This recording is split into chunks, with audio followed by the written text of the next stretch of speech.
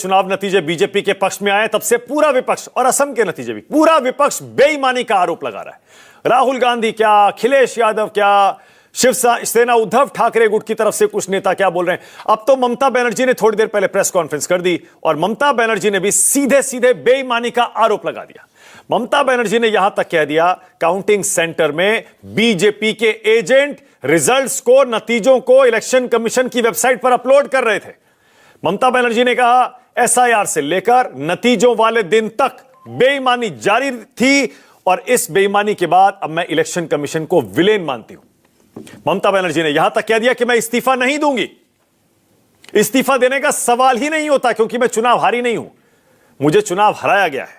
राहुल गांधी तो कल शाम से ही एक्स पर अपना संदेश लिख रहे थे और बंगाल और असम के नतीजों को लेकर अपना विरोध जता रहे थे। उनके टारगेट पर भी इलेक्शन कमीशन और बीजेपी थी। लेकिन आज जब ममता बनर्जी की तरफ से प्रेस कॉन्फ्रेंस में ये सारे आरोप लगाए गए तब से सवाल ये उठ रहा है कि बंगाल में अब क्या होने वाला है। अगर ममता बनर्जी ने इस्तीफा नहीं दिया तो फिर क्या कोई संवैधानिक संकट खड़ा हो सकता है क्या? बीजेपी को जीत तो मिल गई, लेकिन अब बीजेपी सरकार कैसे बनाएगी? ममता बनर्जी की प्रेस कॉन्फ्रेंस की ये तस्वीरें आपकी स्क्रीन पर आ गई हैं। ममता बनर्जी क्या क्या बोली बिना देरी के आपको जल्दी से पहले यह बता दूं। ममता बनर्जी बांग्ला में ज्यादातर इस प्रेस कॉन्फ्रेंस में थोड़ी देर पहले बोल रही थी। उन्होंने कहा कि मैं लोक भवन जाकर इस्तीफा नहीं दूंगी, मेरे इस्तीफे का सवाल ही नहीं उठता क्योंकि मैं हारी नहीं हूं। मैं चुनाव हारी नहीं, मुझे जानकर हराया गया। चुनाव से 2 दिन पहले हमारे लोगों को गिरफ्तार किया, जगह जगह छापे मारे, आईपीएस आईएएस अधिकारियों का तबादला किया। काउंटिंग सेंटर के अंदर मेरे साथ धक्का मुक्की हुई, मारपीट हुई, बदसलूकी की गई, मेरे पेट और पीठ पर लात मारी गई, धक्का देकर बाहर निकाला गया। जिंदगी में मैंने ऐसा चुनाव नहीं देखा। मैं चुनाव आयोग को विलेन मानती हूं। बंगाल में पूरी 100 सीटें बीजेपी और चुनाव आयोग ने मिलकर लूट ली। उन्होंने काउंटिंग सेंटर हाईजैक किए, बीजेपी के गुंडे डेटा अपलोड कर रहे थे, मुझे भवानीपुर से जानबूझकर हराया गया। गड़बड़ी करके बंगाल चुनाव जीता गया है। पीएम और गृह मंत्री ने मिलकर मुझे हराया। मुझे काउंटिंग सेंटर जाने तक से रोक दिया गया। मुझे धक्का देकर मारते मारते बाहर निकाला। बीजेपी ने चुनाव आयोग का सहारा लेकर यह चुनाव धोखे से जीता। हर ताकत का इस्तेमाल किया। एसआईआर के बहाने लाखों नाम काटे गए। मैंने बंगाल में लोकतंत्र की हत्या होते देखा। मैं बीजेपी के खिलाफ लड़ती रहूंगी। मेरा टारगेट इंडिया गठबंधन को मजबूत करना है। क्या बोली ममता बनर्जी, आप भी सुनिए। জোর করে দখল করে যদি কেউ মনে করে যে আমি কি রেজিগনেশন দিতে হবে, no, not that. Now also I want to say that we didn't lose the election. It is their forceful attempt to defeat us. Officially they may, through election commission, can defeat us. But morally I am telling you that we won the election. A election commission, BJP and government of India, all central forces का एक joint trio combination का साथ हम लोग को लड़ने पड़ा। Then they धक्का मार के हमको घर से निकाल दिया। हमारा इलेक्शन एजेंट को इतना मारा, काउंटिंग एजेंट को, सबको मारा, 5-6 पार्टी को मारा। अब ममता बनर्जी ने साफ साफ कह दिया मैं इस्तीफा नहीं दूंगी। इस बीच हमारे पास सूत्रों से खबर यह आ रही है कि पश्चिम बंगाल में अगर ममता बनर्जी राज्यपाल के पास जाकर इस्तीफा नहीं देती हैं तो राष्ट्रपति शासन बंगाल में लगाया जा सकता है, क्योंकि वही एक रास्ता बचता है। चुनाव के नतीजे आ चुके हैं। अब अगर कार्यवाहक मुख्यमंत्री के तौर पर, अभी तो फिलहाल सिटिंग चीफ मिनिस्टर है ममता बनर्जी, अगर वो इस्तीफा नहीं देती और उनको कार्यवाहक मुख्यमंत्री नहीं बनाया जाता जैसा कि अक्सर होता है चुनाव के नतीजों के बाद, तो फिर क्या कोई संवैधानिक संकट खड़ा हो सकता है क्या?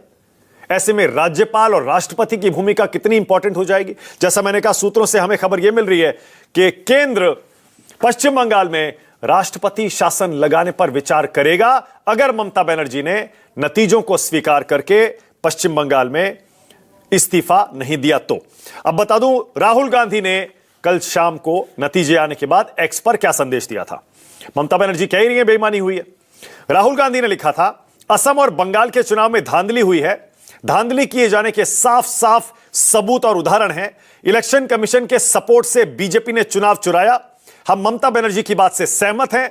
बंगाल में 100 सीटें चुराई गई हैं। हमने रणनीति पहले भी देखी। और राहुल गांधी यह भी कह रहे हैं 2024 में मध्य प्रदेश, हरियाणा, महाराष्ट्र में भी ऐसा ही हुआ।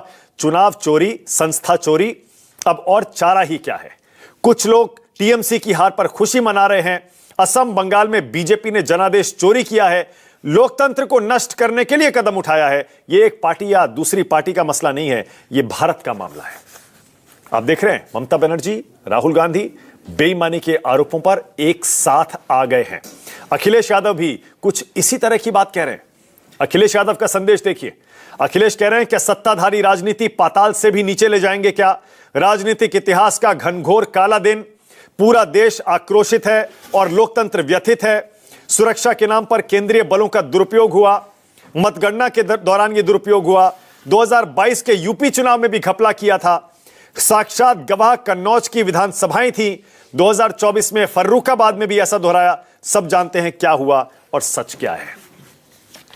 और तो और अरविंद केजरीवाल को भी सुनिए। केजरीवाल जी एक कदम आगे जाते हैं।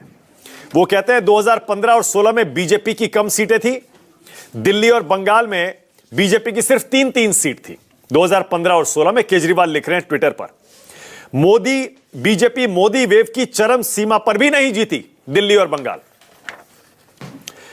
उस दिल्ली बंगाल को बीजेपी ने तब जीता जब मोदी की लोकप्रियता पाताल में जा रही है। यह कैसे हो रहा है? यह अरविंद केजरीवाल सवाल उठा रहे हैं। केजरीवाल जी कह रहे हैं जब मोदी लहर चल रही थी 14 और 19 के बीच में, तब भी दिल्ली और बंगाल में 3-3 सीटें जीते। अब जबकि मोदी की लोकप्रियता नीचे जा रही है, पाताल में जा रही है, दिल्ली और बंगाल कैसे जीत गए? सीधा सीधा बेईमानी का आरोप लगा रहे हैं अरविंद केजरीवाल। तो चलिए राष्ट्र की बात में डिबेट शुरू करते हैं। आज का सवाल आपकी स्क्रीन पर आ रहा है। आज का मेरा पहला सवाल बहुत ही सीधा, इस्तीफा न देने पर क्यों अड़ी है ममता बनर्जी? और दूसरा, बीजेपी की जीत राहुल ममता को नामंजूर क्यों?